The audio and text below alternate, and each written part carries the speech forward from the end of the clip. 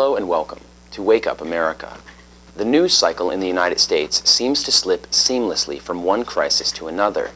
The economic crisis became the financial crisis, the mortgage crisis, the auto crisis, and the jobs crisis.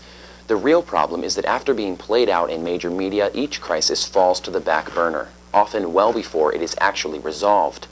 The leak in the Gulf of Mexico is far from being permanently fixed, and the after effects will be felt in that region for decades or more. The unemployment crisis seems to get worse each month, and the two parties in power are too busy slitting each other's political throats to actually devise solutions. The financial crisis has largely found its resolution, at least in the case of the biggest and wealthiest banks, but the costs will probably never be dealt with.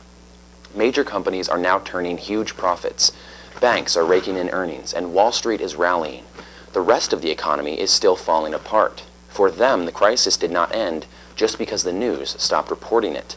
This is particularly true for the growing list of foreclosed homeowners in the United States. According to survey data from RealtyTrack.com, foreclosures are on the rise in 75% of America's metro areas. Increasing unemployment has no doubt been a huge factor in this rise, but increasing underemployment is likely to be just as guilty a culprit.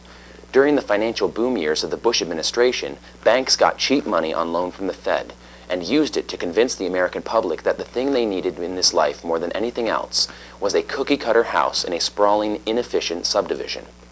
Families were sold mortgages with inflated prices and adjustable rates for properties with inflated values and little resale value. Homes sprang up as far as the eye could see, and then it all came crashing down. Borrowers saw their rates jump just as their wages were being slashed or cut altogether. In the end, the combination has produced a wave of foreclosure never before seen in the United States.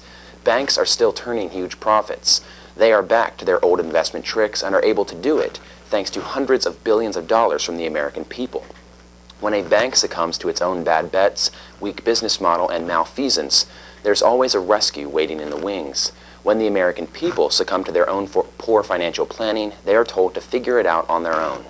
In the case of foreclosure, we are quite literally being left out in the cold. For more related news and topics, please tune in and log on every day at economyincrisis.org. And for up-to-the-date news on events from concerned citizens and economy in crisis, please visit us on meetup.com. Wake up, America! Open up your eyes! Wake up, America! Wake up!